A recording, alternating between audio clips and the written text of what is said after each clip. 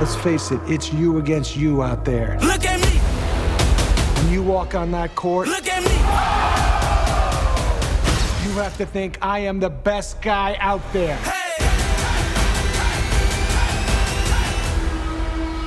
So let me ask you again. Do you love this game? Wait, where's the funny?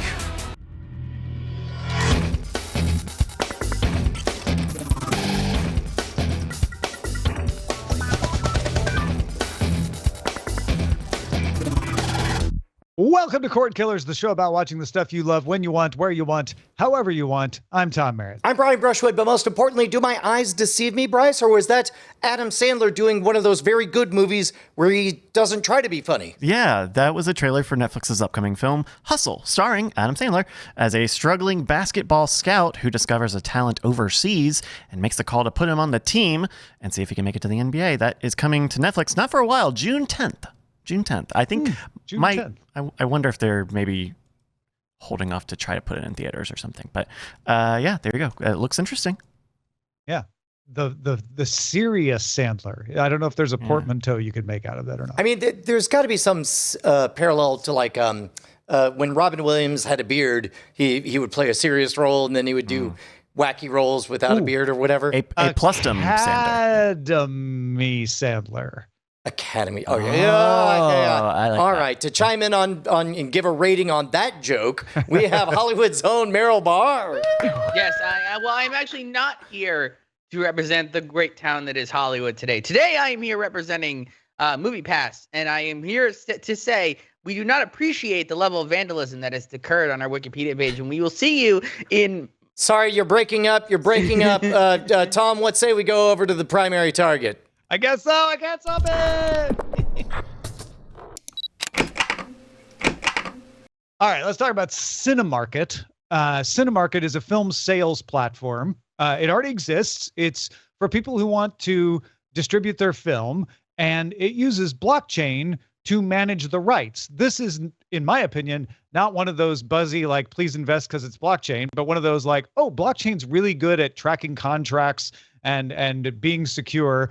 Let's use it for things like royalty payments and distribution. So I'm just telling you, Cinemarket exists. That's already there, and it's using a blockchain to do it. Okay, it's a rather unsexy blockchain company because it doesn't sell Bored Apes or tennis shoes or Vorpal swords. So it's not really headline grabbing. So you probably are asking, Tom, why the hell are you talking about it?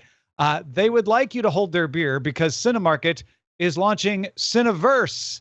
The idea is to let the filmmakers who are using Cinemarket for the very mundane and natural process of managing rights sell their films to the public as NFTs, non-fungible tokens. Now, before you laugh too hard, this might be a smart move. The idea is that if you buy a film from someone as an NFT, you're not buying the unique one. This isn't a collectible. You're buying a decentralized, secure contract that says you have the right to play this movie.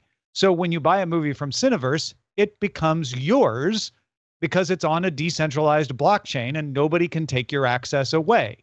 You can also resell it, potentially, or give it away as a gift. Now, you might be asking, what if the company goes away and the blockchain goes offline? Well, Cinemarket CEO Adrian Lugal says that within 2 years, he hopes that they, being Cinemarket, won't even own Cineverse anymore, that he wants to set up an independent foundation run by the community. He told Variety to have a proper decentralized platform, you cannot have a Netflix or a Google controlling it. So you may then ask, well, why would they ever do that?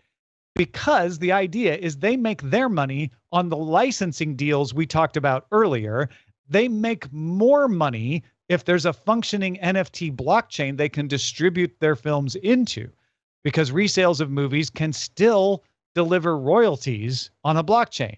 In other words, if I buy a movie as an NFT and then I sell it to you, Brian, there can be a part of that NFT that says, hey, a small percentage of that resale price goes to the original rights holders. That benefits Cinemarket's main business. That helps filmmakers manage all those royalty rights, et cetera, et cetera, et cetera. Also, they can collect a lot of data on how films are selling That can be useful for filmmakers in marketing campaigns. If they're like, oh, we got a lot of them selling in this market, they can market more there. Cineverse had a soft launch last Wednesday in Berlin and will launch for real during the Cannes Film Festival on May 21st. This sounds in so many ways closer to what I had expected the value of NFTs to be.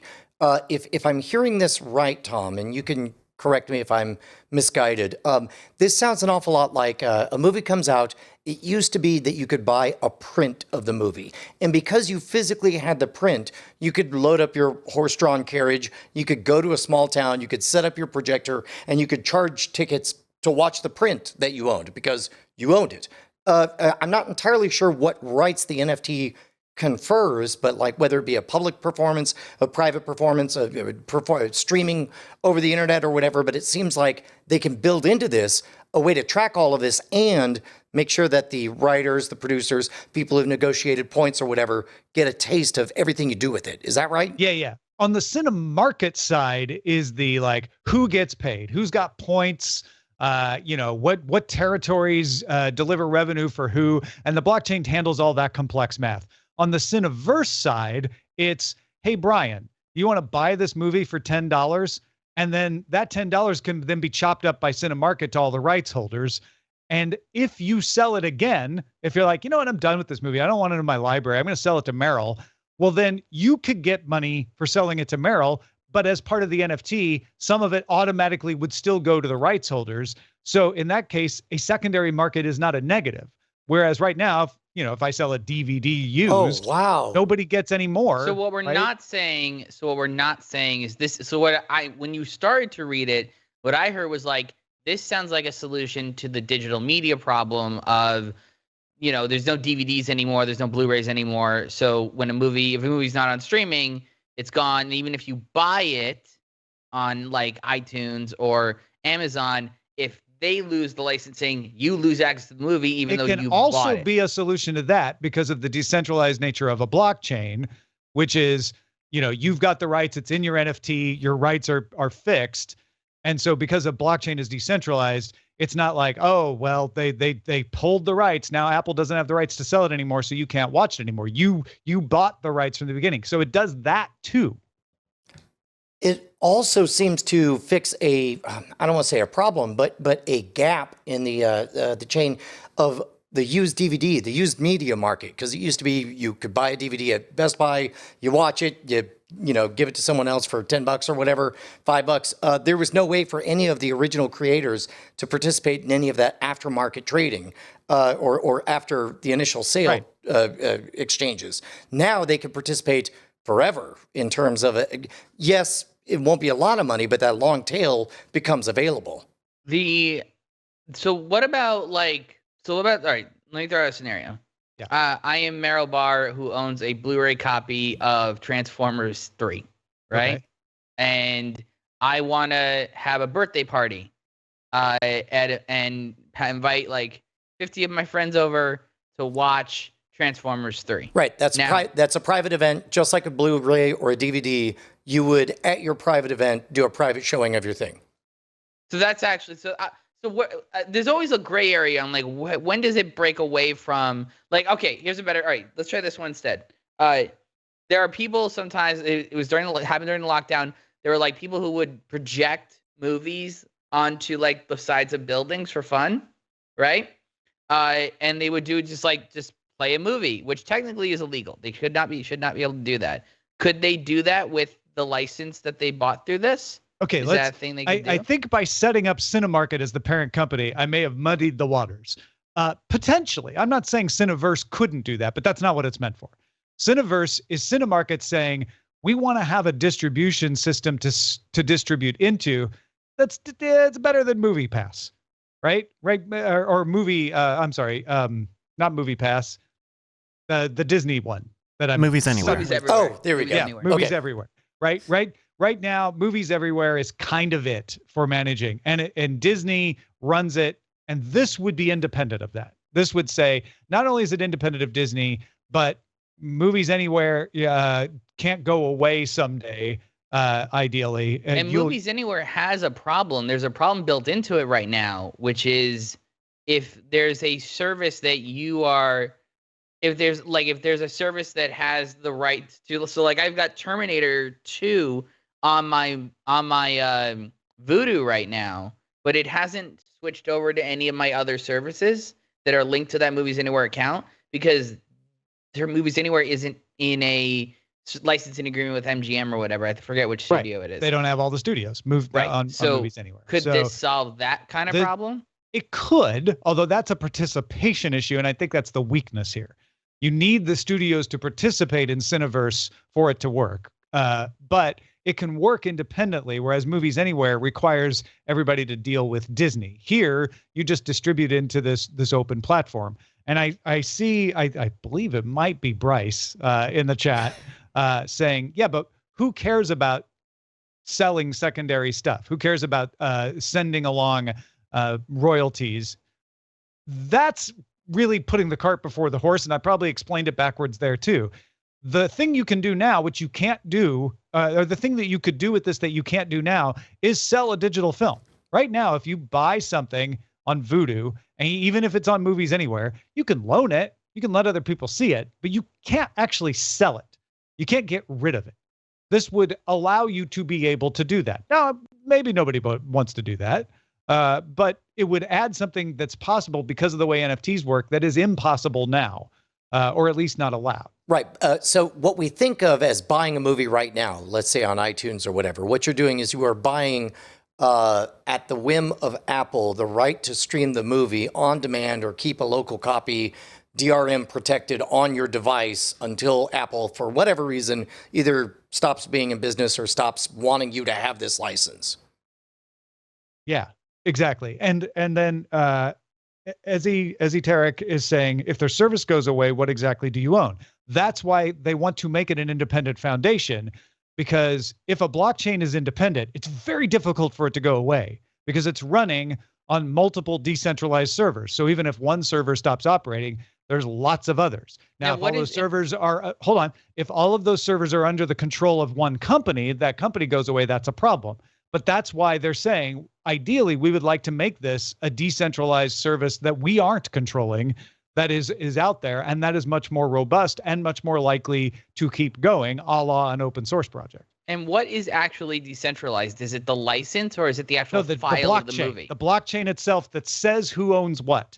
So where's the actual? Where's the file though? Okay, the file is on the blockchain, and this is where it's. I would direct you to knowalittle.more.com episode about blockchain. But essentially, the short version is a blockchain means that, let's say, 1,000 servers all replicate the blockchain and say, all right, the chain says this. If one of those servers goes away, you've got 999 others out there. And it's very, very unlikely that all 1,000 are going to go away. Also, they all have to agree with each other. If a couple of them say somebody else owns your movie, they're going to get outvoted because there's 998 others that say, no, Merrill owns the movie. So it's very hard to alter it as well, because you've just got so much bulk of the chain saying this is what's in the chain. There's also encryption on top of that and a bunch of other stuff. Tom, would it be overly reductionist? Because it's really fascinating whenever an idea like this, first in currency, then with non-fungible tokens, you find yourself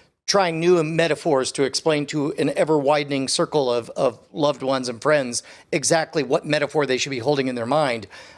Is it overly reductionist to just say, it's just a ledger spread out over so many computers that it's very unlikely the ledger can catch fire and vanish? So somewhere will be one entry that says Brian Brushwood bought this movie. So later on down the road, whether this company rises, falls, lives, dies, who cares? The fact is, all over the internet, there's one ledger that everybody can access that said Brian Brushwood bought this. And until we hear otherwise, he ain't sold it to nobody. Now, the other thing that's confusing about NFTs is right now, a lot of times the way they work is they point to a JPEG. The NFT itself doesn't have the art, right? If you buy NFT art, it just says you own the art, but the art's kind of infinitely copyable. So we're not going to put it on there, but you can.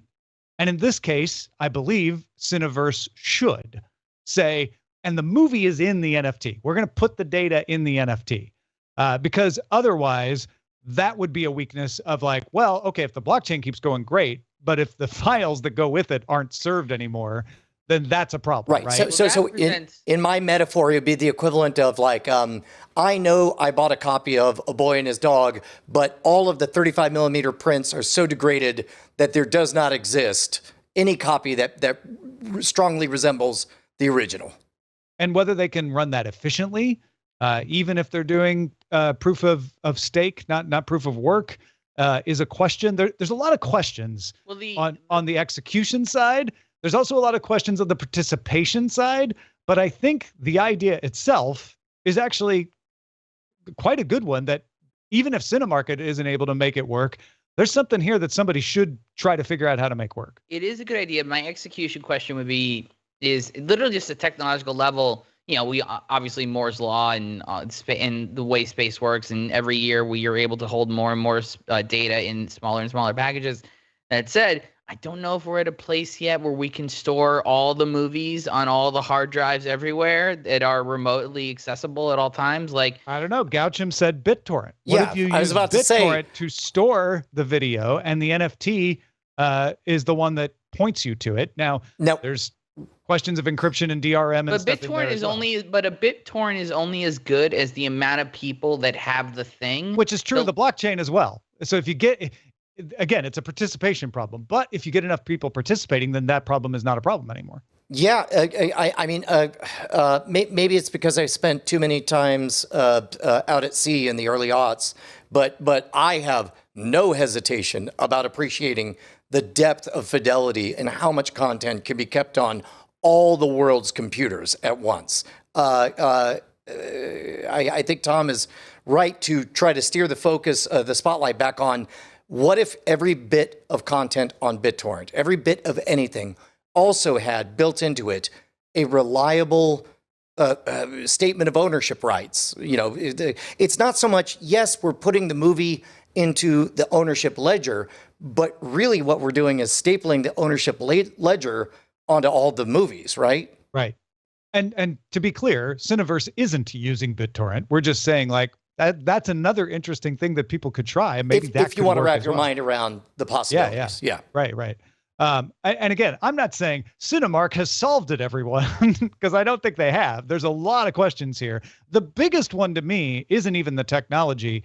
It's, well, you're going to have to get Disney and Sony and Paramount and MGM. You're going to have to get them all to be part of this for it to have the amount of momentum to make it work.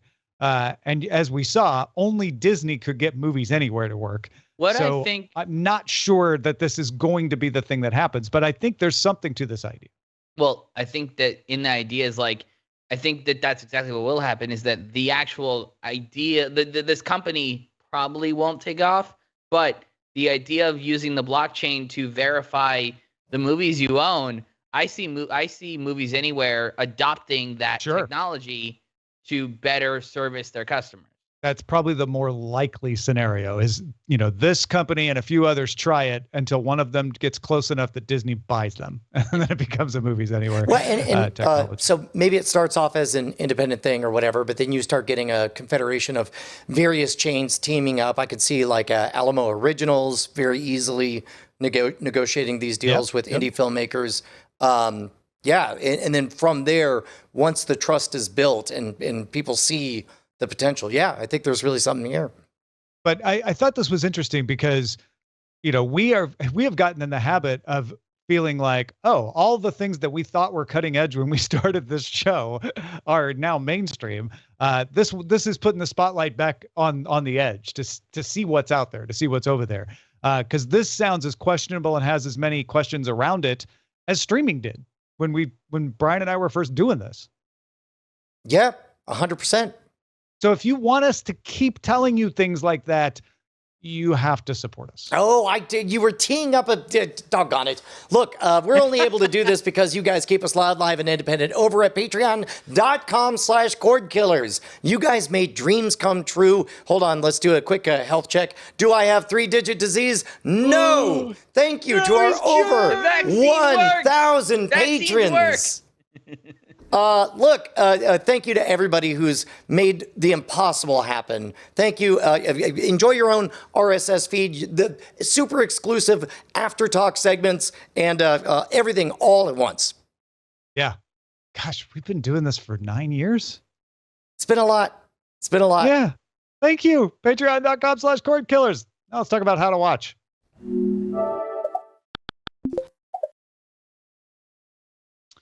To me, G4, the name of the new streaming network, but the name in general means the network that Comcast bought so that it could merge it into Tech TV and get its wider distribution, thus ending Tech TV. So to me, G4 means, the end of a thing I loved. But to Merrill Barr, G4 is a cool gaming network from when he was a kid that's now back. In the fine tradition of ignoring Generation X, we are going to ask a millennial to explain things to us. So we asked Merrill Barr to explain what's going on with G4's return, Merrill, and why is this different than just bringing back an old TV network? Let me stress up front that this is not my idea. That we were Tom and I were drinking on Friday, and he said, you know what you should do when you come on the show on Monday? And I thought he was kidding. Although he was doing it when I said that, just to be clear. That's why I thought it was a good idea. Okay, so old G4 was still a television network. Ultimately, it was bound by, we need ads, we have time limits, we work in hour-long blocks or half-hour-long blocks. There was not a lot of room for experimentation in what you could do in that, the experiment where they could in that constraint with would people be interested in a gaming network, et cetera, but nothing beyond that. The new one has done a really good job in the last November, December, about 3 months, last 3-4 months of really diving into what can we do with an internet platform that we couldn't do on TV, and that goes far beyond content restrictions. Yes, they swear in the new one, right? But it's more like we could do podcasts. We can just do live podcasts. They're basically kind of playing catch up. So they went off the air. The internet exploded. Video podcasts became a thing, and also live streams became a thing, and all the things that, frankly, just weren't. They were too early to work. Now exist, and so they're playing a little bit so. Attack of the Show, good example. One of the mainstay shows from the old network that's now on new network. The old version, 1 hour, 5 days a week, basically your standard 1 hour variety show. Now it's Tuesdays, they do a 2 hour long, basically chat podcast with the host and no one else. Wednesdays, a 2 hour interview show. Instead of doing a 15-minute interview with a subject, it's 2 hours with a singular subject that Pereira finds interesting. And then Thursday is a 3 hour massive 3-ring circus version of the old show. X-Play is now expanded to 2 hours, and they dive deep, and they're doing all the dive deeps they can't do when it was a half-hour show running on the old network, because they had to, and really 22 minutes, because they had to squeeze in the ad breaks. Now, how much of this is sustainable in the long term? How much of this is profitable? I don't know. I hope that it is, because I think that they're having a lot of fun, and also they're not doing what they were doing before with the talent either, where it really felt like the early, and this was true of not just G4, but also kind of every pivot to video content creator of the 2010s. Let's not get on-air talent interested in the subject. Let's get actors and actresses who are good on camera. And that was kind of the downfall of a lot of those platforms. The new people are built streamers from a lot of them are streamers from the jump. They came up in this world, and it's just their end goal is not to be actors and actresses. It's to be on-air personalities. And I feel like it's just, the network is now what it wanted to be in the aughts, but now the technology and the audience has caught up with them.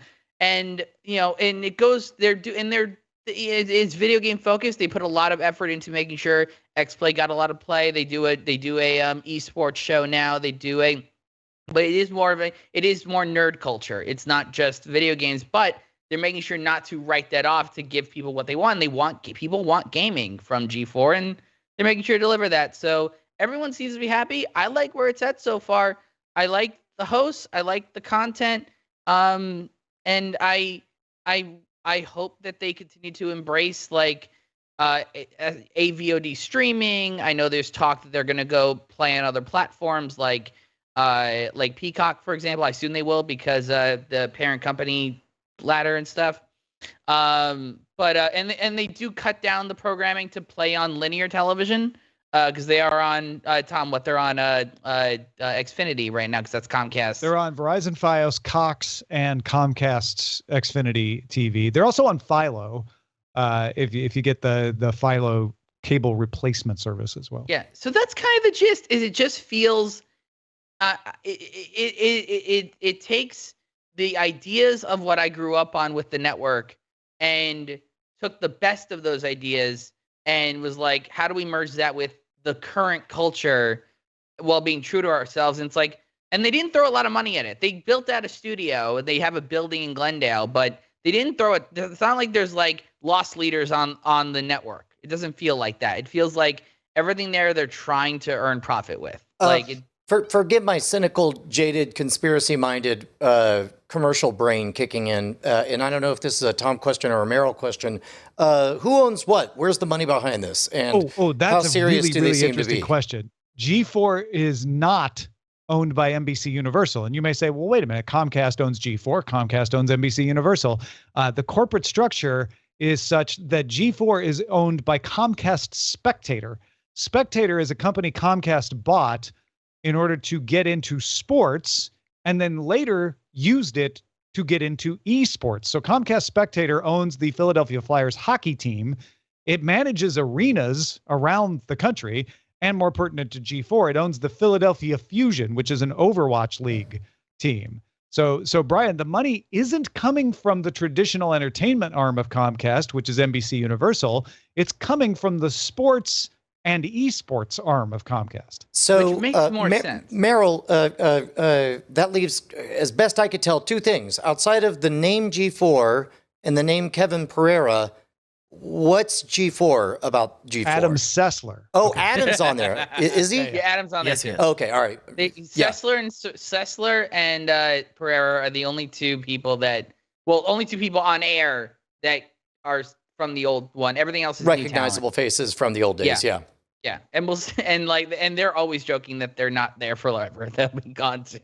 G4 now just feels like it feels like the thing it would have naturally evolved into, but because it was originally a traditional television network, if it had naturally evolved into this and stayed on the air, it would have been viewed as a failure. But by going away for 10 years and then now not 10 years, 6 years, and returning as basically Brian, what you do, like returning as a streaming network with streaming programming, it gets to just live in the place it kind of always should have been, and just the world caught up to it, or it caught up to the world. I don't know which one is more accurate. I think it's one of the smarter things Comcast has done because even though the Tech TV fans and the old Tech TV employees like me, harbor this irrational negativity towards the name G4,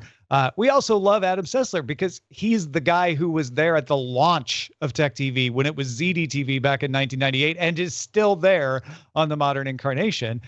But that's just a great way to get buzz. That's a great way to get people talking about it. What they're actually doing, I think, is smarter, which is we'll have a couple of nostalgia plays for folks, but we're mostly going to cover esports. We're mostly going to cover video games. We're mostly going to cover the culture around video games and esports to drive people to esports, which is the business of Comcast Spectator, which is why it makes sense for it to be there, which I also think is a potential new model for television networks, is to be created around another industry rather than to be created for the business of being distributed on cable systems. Yeah, and so for example, there is no ESPN of e-gaming, of esports right now. There's no ESPN for that. There's no who's covering the Olympics of esports? No one. Like, so this is a way to do that. Well, and and the answer is literally hundreds of channels on Twitch, YouTube, and TikTok, and all the streaming services.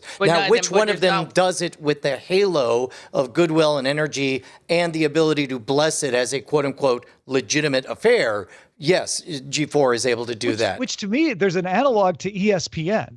When ESPN launched, it was a ridiculous idea because they're like, you don't need a channel for sports. Sports are everywhere. They're on ABC and NBC, and you can't take on the big guys. And that feels like the same thing of like, yeah, but some people just want that one place they know they can rely on. Well, also that one place that doesn't feel like, for example, when you watch a nationally televised hockey game, there are fans of each team who will mute the live broadcast and turn on the radio transmission of the local announcers for the team so they can listen to the local guys Merrill, rather than it is national so guys. Adorable that you're explaining this to two men twice your age. It is sweet beyond words. He's selling the audience, right? He's Go ahead, though. So in that vein, I think that there are people who would like to have a central hub, the national broadcast, which would be G4, and then maybe they turn on their Twitch streamer on the side who maybe can't broadcast the live feed or whatever, so they can listen to that Twitch streamer while having the central hub of G4. I'm just thinking of an analogy like that. Yeah. So I think that overall, I'm there for the shtick, right? The variety shtick that they do. That was the thing I loved about G4. But on the gaming front, they are. I feel like this is just the beginning, and they're as the year goes on. I don't know what the esports seasons are and when they take place in the year, but I have every expectation that there will be a lot more pushing into that as the year gets deeper. I feel like both these stories are similar. The Cinemarket Cineverse story and the G4 story are similar in that they are very interesting and promising new ways of approaching something that may or may not work, right? Oh, by the way, I want to thank I want to get the name right here. Who was it that said it in our chat? I think it was Esoteric. The Cineverse is using IPFS for distribution. IPFS is a distributed file storage system. So so we were close when we said so BitTorrent. it's even more like BitTorrent than they're using and that is IPFS is an independent standard, a decentralized standard for file storage. So they're on it.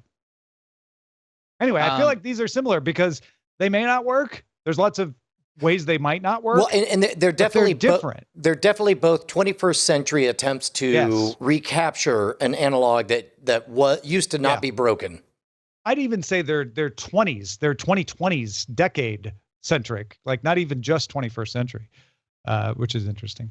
All right, let's talk. Thank you, Merrill, by the way, for giving us tour, because I still, I have my doctor is treating me for it, but I do have an aversion to the name G4. Literally, in December, after I had to apologize to Tom because I didn't know what CDTV was. He was like, okay, all right, moving right along. God dang it. By the way, mad respect to Kevin Pereira and Adam Sessler both. They're fantastic guys. Let's talk about what to watch in Under Surveillance. Not like real estate. It's all about location. Tom, kids these days, they don't know what the ZDTVs are. Yeah, because they keep changing the names of these things. For example, Viacom CBS has changed its name to Paramount. And Paramount, as it is now called, by the way, Viacom CBS used to own CNET, that I used to work at. But I don't hate Viacom CBS. In fact, I probably should disclose it's the only stock I really hold because I still have some left from when I worked at CNET. Anyway, changed their name to Paramount. Paramount made a lot of content announcements. You'll soon be able to add Showtime to Paramount Plus for a few extra dollars. It'll be $12 a month for the base price or $15 a month if you want the Paramount Plus side without ads. Showtime stuff will stay without ads no matter what. But if you get the bundle at $15 a month, the Paramount Plus won't have ads. That bundle has been available through Apple TV Plus for a while. But now everybody can get it, and even if they don't want to use Apple TV Plus. The combined service had 56 million subscribers at the end of 2021. So Showtime and Paramount Plus together is 56 million, not bad. They announced a new Star Trek movie starring Chris Pine, Zachary Quinto et al. Will be coming out with WandaVision's Matt Shakman as the director. Josh Friedman and Cameron Squires are working on the screenplay from a previous effort. And J.J. Abrams, who is producing, says they plan to start shooting by the end of this year. I'm going to stop down in between these content announcements just to get y'all's quick take. We had a lot of confusion about whether we were going to get a new Star Trek, not going to get a new Star Trek. Hemsworth was involved at one time. Now he's not, but it looks like they figured that all out. Yeah, no, I'm down for it. I never saw the third Star Trek. I also don't suffer from the enraged, that's not my old Star Trek thing. So in general, I liked the movies quite a bit. I even liked the second one that was derided as too on the nose for a parallel of the, original Star Trek 2. So I'm down. Merrill, what about you? Yeah, I'm into it. The Abrams ones are called the Kelvin universe, right? Trekkies in the house might know. But yeah, I'm game for another one. I didn't hate the third one. I thought it was fine. I don't even hate the second one. I really love JJ's first one. And I love that cast. I think that cast is really good. And yeah, I'm down for more. And also they got Josh Friedman writing it, who's absolutely the right guy to be writing a Star Trek show. Paramount also showed critics a teaser of Strange New Worlds, a Star Trek series that is set prior to the events of the original Star Trek series. So Anson Mount will return and play Captain Christopher Pike. He played it in Discovery. He's going to be playing it in this show. Captain Christopher Pike is the captain of the Enterprise prior to Captain Kirk. Among the things apparently in the non-public teaser were Spock leaning in to kiss somebody. And, Spock doesn't have emotions, so, kissing. Yeah, but, $20 is $20. He may not have emotions. Now, this one is going to be more like in the traditional episodic Star Trek, right? They're actually that's the premise, if I recall. It's a series, yeah. Exactly. And more than that, I think I know what you're saying. It's not going to be like Discovery where it has a season-long plot arc. I assume Strange New Worlds implies they're going to go visit Strange New Worlds and seek out alien life, seek out planets, and yeah. Yep. That's the idea. The Halo series premieres on Paramount Plus March 24th, and they already approved it for a second season. But the second season will switch showrunners. The first season was Steve Kane. The second season will be David Weiner. It has been so phenomenal to see so much character emerge from the Haloverse, like a character that was, had a mask on because they didn't have enough polygons to render decent faces. And it becomes this epic story. Is that really all it was? Yeah. What did you think? I didn't know that. I mean, look, a good artist works around what they have to work with. And full disclosure, when I was a freshman at college, my next door neighbor ended up one of the lead programmers on a little project called Halo over at Bungie. And in fact, so I can't be unbiased on this, although I've only played bits and pieces of the games myself. To see that much story come out of what was essentially a vehicle to bring deathmatch to the console crowd is remarkable to me. Also, word on the street from people in my household who may or may not be close to Rotten Tomatoes, which is close to critics, is that people who've seen early reviews of this kind of like it. So. I will also say I also can't be unbiased because Steve Kane happens to also be a friend because he did a show I loved called The Last Ship at TNT a few years ago. So I have full faith in his abilities, and also he was coming into a situation where they had Kyle Killen who created the show, and then Steve basically took over physical production, and now they have David Weiner in there. So or David Weiner. I am hopefully optimistic that this is going to be a fun show. And now it's expensive, but it'll be fun. A Quiet Place 3 will arrive in theaters in 2025. But don't get confused because you're getting another Quiet Place movie before A Quiet Place 3, which won't focus on Emily Blunt's character. But that's not A Quiet Place 3. That's A Quiet Place 2.5. Also, Sonic the Hedgehog got approved for a third movie, even though the second movie hasn't even quite come out yet. And a TV series about Knuckles, voiced by Idris Elba, will be coming to Paramount Plus. Yeah, that all tracks. It's like at this point, the rubber band is snapping. People are ready to get back to work. Test audiences, in general, tend to give you a pretty good idea of what to expect as far as returns. So I would imagine there's a lot of green lighting for sequels coming out. Also, all right, Oh, sorry, Merrill, go ahead. Also, The Quiet Place. I mean, look, Walking Dead is ending. There's going to be a vacuum for a universe of That's a good point. post-apocalyptic. The same way Game of Thrones is ending, and we got The Witcher out of it. Yeah. We're entering that space where like Walking Dead is ending, and there's going to be this vacuum for people wanting that post-apocalyptic, people in the woods trying to survive show. Quiet Place is a great vehicle for that. All right. Paramount Plus is also going to get back the rights to South Park as of 2025. That's when the deal with Warner ends. So South Park on HBO Max right now. It'll come to Paramount Plus 2025.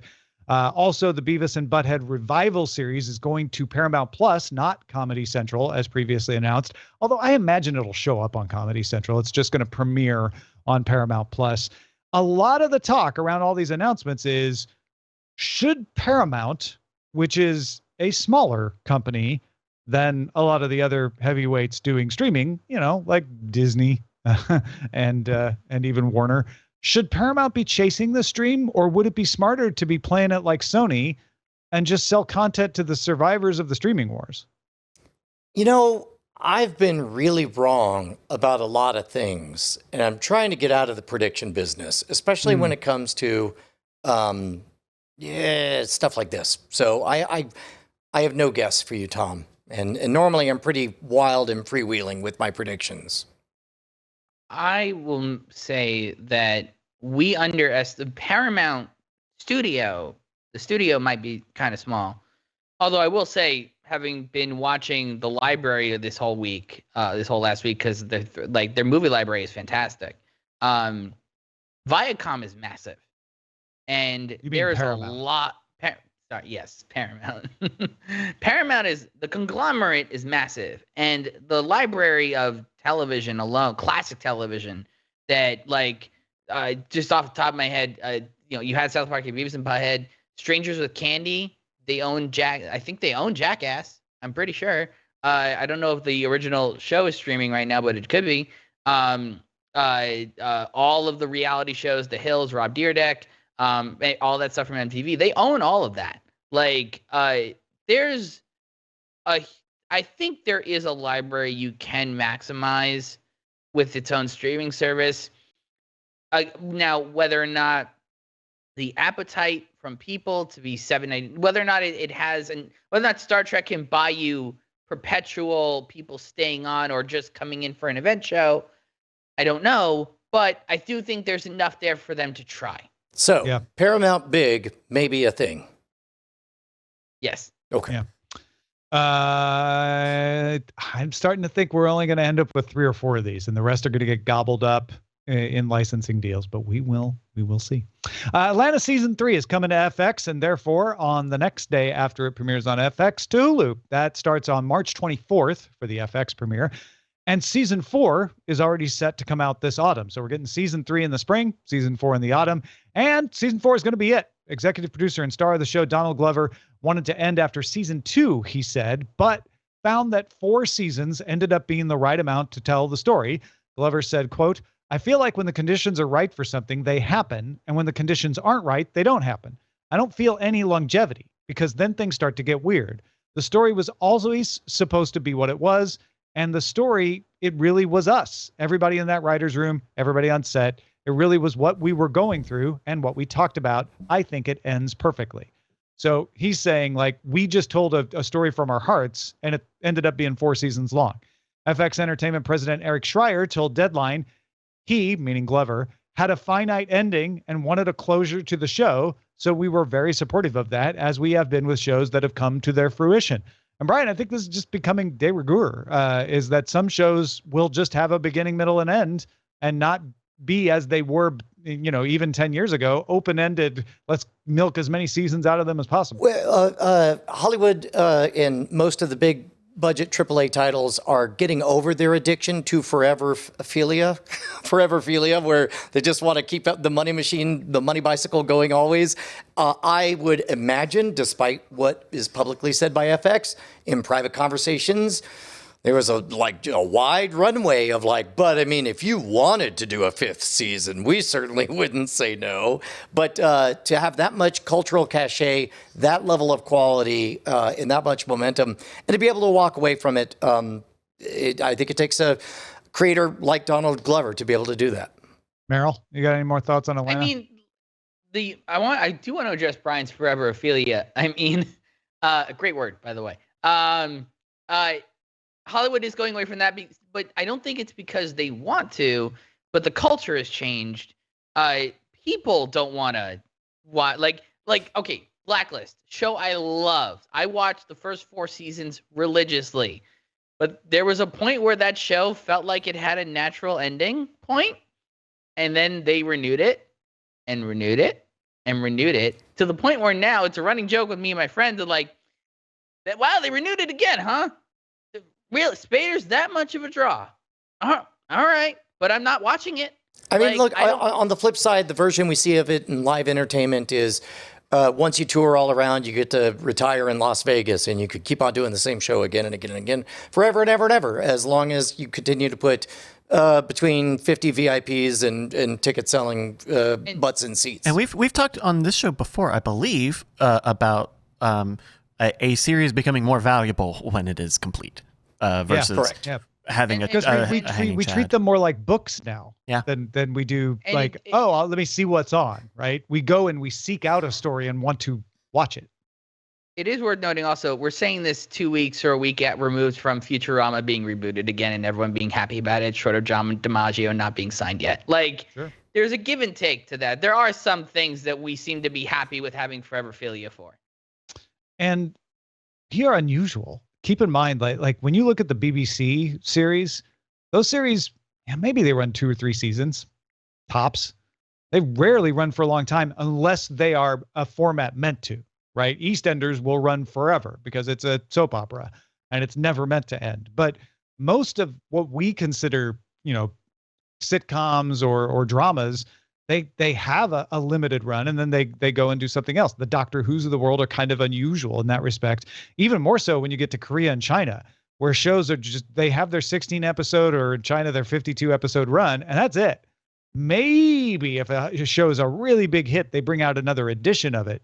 But that's really unusual. So it's I think we're seeing the merger, like we said earlier, of this is what people want. People want to know there are stories that have beginning and middle and ends that they can get. And occasionally they'll want a story to just have Foreverphilia because they love it that much. All right, let's talk about what we got our eyes on. Merrill, what have you been watching you want to tell folks about? Bel-Air. I watched the dramatization of The Fresh Prince of Bel-Air that is now on Peacock. I've seen 8 episodes. I think there's have I seen 8? No, I think I've seen 6. And I think there's currently 4 out on the service. I like it. Surprisingly like it. One, I'm not big on high school dramas usually, but again, this one works. But the thing that I think is most apt as a comparison is it's got that same attitude that Cobra Kai has in the, it's like a dare. You think we can't do it? You think we can't? Watch us impress you. That's what it doesn't have the tone of Cobra Kai, but it comes from that same place of we're going to do it and I dare you to not like it. All right, so that's on Peacock. Brian, what have you been watching? I will fully give all credit to this, not to the creators or the directors or the distributors, but to Bryce Castillo that I checked out Severance, directed by Ben Stiller. I love it a lot. It's got strong Portal vibes. These are Bryce's words. I literally stole everything about this from Bryce. It caused my children to immediately go and play the Stanley Parable. If you've never played that game, it's a wonderful experience. I love what they're doing in this space. Tom, did you give it a taste at all? Haven't watched it yet. What was weird is we saw a trailer for it before we were watching something else on Apple TV. Oh, Servant. We were watching Servant, and I thought, wow, that looks great. And then Bryce texted within 10 minutes of have you watched Severance? I saw that ad. I saw that same ad on the After Party, I think. But I really dig this show. It's really cool. And it's not a hat on a hat. It's like a concept, but it's really cool. I've been really cold on this because I never heard about this show. And then over the weekend, multiple people I saw started tweeting about it. I've never seen a trailer. I only know that I know kind of who the dude is that's in it. I kind of know nothing. I don't think I even want to watch a trailer, which is rare. I think I just want to So Hit play. You should do that. do that. And as somebody who has seen it, I find it a wonderful meditation where I can't tell if there's plenty of runway for them to get heavy-handed, but it might be Ben Stiller talking or meditating on the duality between public-facing personas and private personas. It might be a meditation on how we trade our time for money and behave as if the two lives are separate, and then ask the question, yeah, but what if you had that opportunity? Would you do it? It's wonderful. I love it a lot. It's just the right amount of unsettling, not creepy or scary, but just unsettling. Keeps you on edge. All right. Since y'all took all the good stuff, I'm going to talk about a K-drama, which is also very good. But I know that not everybody K-pop influencer. not everybody's into K-drama. But if you're willing to watch, 2521 is really heartwarming. It's brand new, so it's on the air in Korea right now. So you're not far behind. You'd be able to catch up really quick with 4 episodes and then keep watching along with the rest of the world. It's set in 1998. So they do like a 4:3 VHS resolution open with like 98 era music. It's during the IMF crisis, which hit Korea really hard. And a girl in high school has her fencing team shut down. So she forces her way into another high school that still has the fencing team, tries to befriend her idol who's on the national fencing team. And it's probably sounds like it's very limited, but she befriends a guy who's the son of a banker who went bankrupt, and now he's on the skids. And then they make a connection as friends, but it's not a love story. It's a friendship story. And I just love everything about it. You want a little 90s nostalgia? You want a heartwarming story? Check out 2521 on Netflix. Bryce, what should we be on the lookout for? Hey, we got an email from Matt, who's got a tip if you are a Lord of the Rings curious. Matt writes, hey, Cordkillers, YouTube sent me down a rabbit hole of videos from a channel called Nerd of the Rings. If anyone has fear that there aren't enough stories for the Rings of Power, the upcoming Amazon Prime Middle-earth series, they should watch some of these videos. Apparently, I've only been a casual Tolkien fan all this time. Thanks, Matt. Yeah, they seem to have a lot of videos about Middle-earth lore. They have some updates on the new series. They've got playlists. This is the good thing I always like when I find out about a YouTube channel. They have playlists categorizing their stuff. So they have some based on the different time periods of Middle-earth, some about the different species and stuff. So this seems really neat. And Tolkien stuff is cool. I feel like if I would read a Wikipedia article about one of these stories, I feel like I could watch a video about one of them. There were some great YouTube channels that we watched who did this for Song of Ice and Fire, and it was incredibly helpful. And Tolkien is like Song of Ice and Fire times 10, right? So this is a great recommendation. Yeah. So that's called Nerd of the Rings. It's a channel on YouTube. Just search it on YouTube. If you've got something we should be on the lookout for, email it to us, please. Cordkillers@gmail.com is the email. Thank you. Hey, Tom. Hey, folks. Yeah, Brian. All of this horsepower that runs all of these studios, that makes this studio live, they're all on loan from our friends over at Doghouse Systems. I don't know if you're going to upgrade your computer anytime soon, but if you do, make sure to go to doghousesystems.com/rogue, spell it right, ROGUE. Use promo code ROGUE at checkout, and you'll get some extra stuff and work off our debts. Doghousesystems.com/ROGU. ROG. Rogwa. What do you got going on, Tom? Listen, you probably are like, Tom, with the K-drama again, really?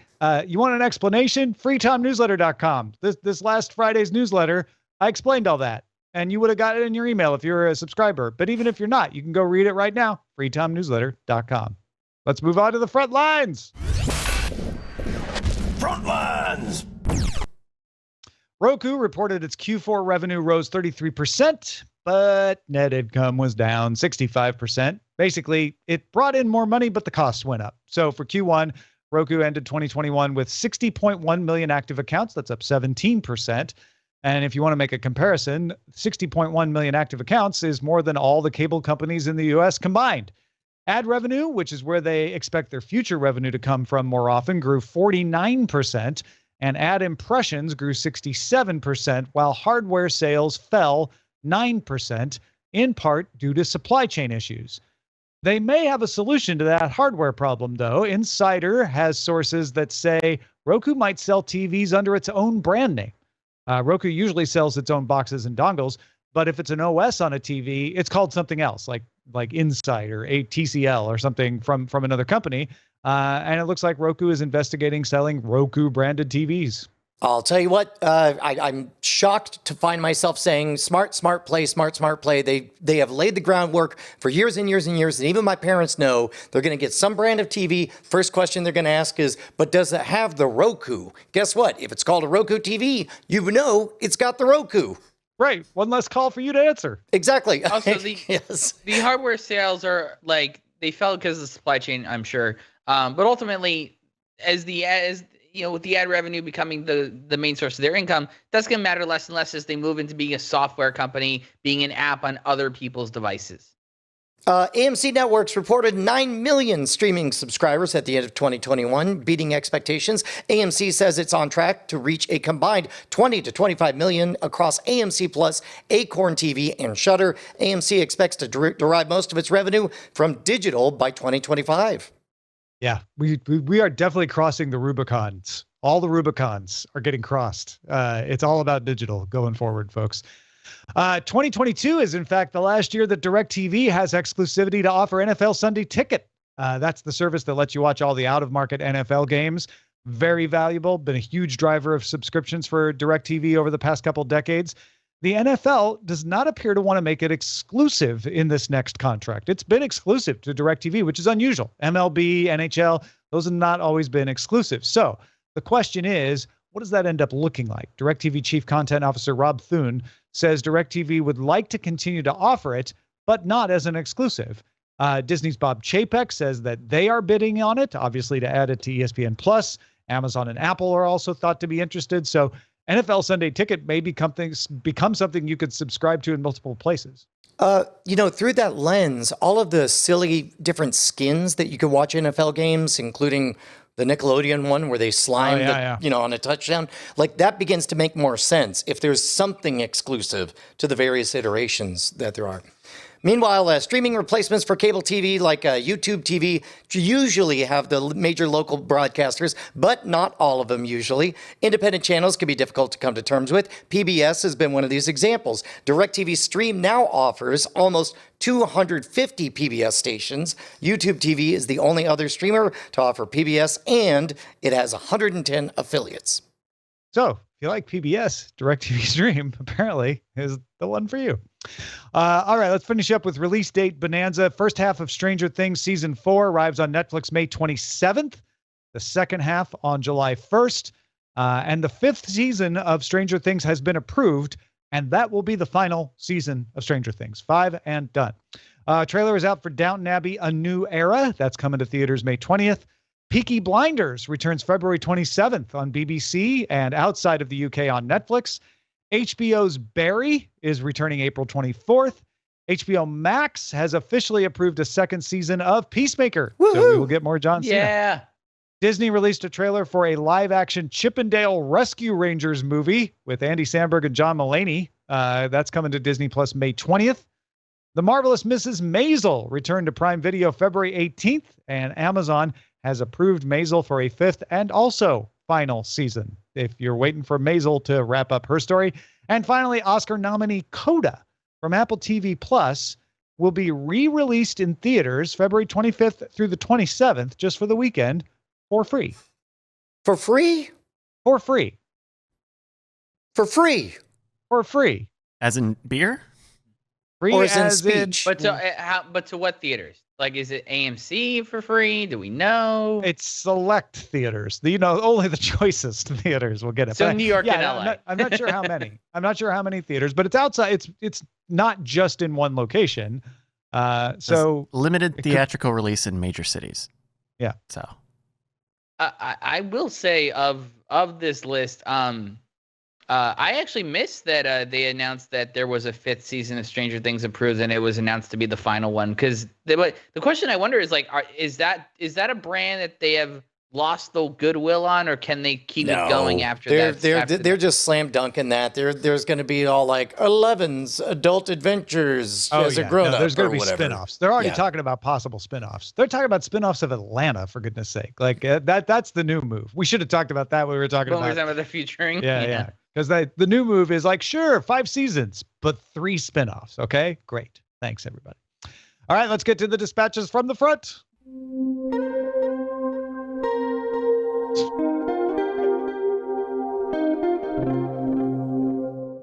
I'm sorry. Open Bayou wrote in the chat room, Stranger Things, Miami. Yeah! I love that. Oh my God, you see NCIS Australia's coming? No, we're going to talk about this letter. Matt in the UK wrote in and said, hi, Tom and fellow Cordkillers. On this show, and It's a Thing, that's a show I do with Molly Wood, you've mentioned being able to watch screeners of shows and movies because of Eileen's job. Eileen is my wife. She works for Rotten Tomatoes. I'm curious how you're given these screeners. Back in the day, I'm sure they would have been shipped on a VHS tape or DVD, but how does it work these days? I'm guessing it's a login to a private website, which needs you to link to a PC, to a TV to watch it on the big screen, or are there special codes and apps for the TV to help with viewing these things? All the best, Matt. I'm sure Merrill could jump in on this too, because he gets all kinds of screeners, but for us, it's usually an app. Occasionally, which is new. They'll only be available. Sorry? It used to not be an app. Doing it through apps. For us, most of the time it's an app. Occasionally it's a website still, just a website, but there's like 3 different apps, and they're all kind of affiliated to the various studios. So usually what happens is Eileen logs into that app and it will cover the screen with, this is Eileen and her email address while we're watching it. But that's how most of them are. How is it for you, Merrill? So for me, it's about the same. There's one app that it's a third-party app called Screeners.com that seems to be the one that most networks are on. And then Netflix has an in-house one, and then Apple has an in-house one. And that seems to, and it's like it's really easy. It used to not look. I still remember 10 years ago when, or even 6 years ago. I almost cursed. 6 years ago when you had to plug your computer into the TV and log in on a laptop so you could dual screen it. It was a whole thing. It was not user friendly. They've really made it user friendly over the years. Also, there's an interesting phenomenon I've been experiencing since I moved to LA when I was still a critic, and I was discussing this a few weeks ago with someone else. There's all this talk of like putting TV shows into movie theaters, right? But I've had the privilege is a stretch of seeing TV shows theatrically for premieres and whatnot. Not as good of experience as you think it is. These shows are really designed for the television screen, and they are maximized by the television screen. And making that media larger does not actually improve the experience most of the time. Hence the reason that most of the screeners are delivered to an app on either your Roku or your Apple TV. We got an email from Simon who says, series, TV show, the word Tom was searching for is webisodes. It's Amazon's Lord of the Rings webisodes. A webisode is one of a series of episodes that have been made to be distributed over the internet. Sometimes webisodes are designed to expand on an existing property as a fun extra for the fans. I thought this was an interesting topic to bring up. Look, English is a living language. There was a time that the word webisodes didn't exist, and then it existed, and guess what it meant? Short, very poorly budgeted tiny Sometimes things. Not adequately funded. Correct. And And it's never shaken that stank. And so, yes, you can watch it on the web, but I ain't going to call them webisodes. And I don't think Amazon appreciates you calling them webisodes. The Amazon's over there where saying Simon is going. It's a perfectly logical name for them, although they're not always on the web. Yeah. A lot of times they're just internet delivered. So should they be netisodes? I mean, don't no, know, they but should call nobody's them that. moving picture shows. It's like and they how- should have telegrams instead of emails. And like, I think what's going to happen is they're going to be called TV shows, and it won't matter because we call albums, and they're like so far away from being the book full of 78s that album originally referred to. What are podcasts? When was the last time you listened to a podcast on an iPod? Mm-hmm. Yeah. Yeah. Yeah. So these names just kind of stick around once they're stuck. And I think TV shows is kind of, I think that's what we're after. We're good. But Yeah. good idea, Simon. Francis Padula wrote in and said, with our discussion on binge watching a show, I have found a strange example in Beatles Get Back documentary. I find that I can only watch about 20 minutes at a time, not because I don't like it, but because I don't want to miss a thing that is going on or said. Watching about 20 minutes, I hit my limit for intense focus. This is a very good counterexample. And this comes from somebody who is one of the bigger Beatles fans you'll ever meet, and yet has only made it halfway through and is still saving more of it. In my mind, I relive so much of that amazing project. But yeah, I'm with you on this. I'm tempted to make jokes about attention spans, but I think Francis has got a rock solid point here. I mean, if anything, it's the reverse. It's that less or more, right? We all have an attention span for focus, and if it's something we're like, man, I don't want to miss a thing, then that takes more brain power, right? Right. Like it's not that I'm bored by it and distracted. It's that I can't. It's like a black hole. I want to jump into the screen. It's so good. All right, John Fielding was watching the latest episode of Cordkillers and saw me point out at the end of a segment on MoviePass that I said something along the lines of, CineClub has launched, gets virtually no attention when discussing the value behind that MoviePass branding. In other words, MoviePass is valuable as a brand because nobody cares about CineClub launching. I honestly don't know if Tom just pulled some random similar sounding name out of nowhere as a hypothetical off-brand alternative to MoviePass, or if he was genuinely taking a dig at Cineplex's CineClub program that launched up here in Canada last summer. It's a $9.99 a month subscription offered by Cineplex Cinemas. You get a credit each month that you're subscribed, that you can exchange for a movie ticket. Credits don't expire, and you can buy extra tickets at CineClub, right, along with a few other perks. This made me laugh, John. I really was just coming up with something out of nowhere. Apologies to Cineplex Cineclub. That's amazing. Thanks everybody for emailing. Keep these emails coming. Cordkillers@gmail.com. Thank you, Merrill Barr. Where can folks go to find more of what you got going on these days? Usual, twitter.com/Merrill Barr, MERRILLBARR. It's where you can keep up with me and all the stuff I'm doing, and hopefully I'll be able to talk about stuff soon. Our website is cordkillers.com. Our email address is cordkillers@gmail.com. And we are live on twitch.tv/nightattack. Also carried on diamondclub.tv, Mondays at 7 p.m. Eastern, 4 p.m. Pacific. Talk to you next time. Hey, Tom Merritt, what's going on? I'm just hanging out here watching this scroll go by. What are you doing? Trying to set up a bit where we thank our beautiful, beautiful patrons, all these wonderful I'm sorry, names. I'm too distracted looking at these beautiful, beautiful patron names going by. Look at that one. I mean, if you wanted to be one of these people, patreon.com/cordkillers would be the place to go. I mean, they're scratching our itch, like, because we're addicted. As long as it's consensual, like, we're addicted to their money and love. Might as well face it. Well, God damn it. Diamond Club hopes you have enjoyed this program.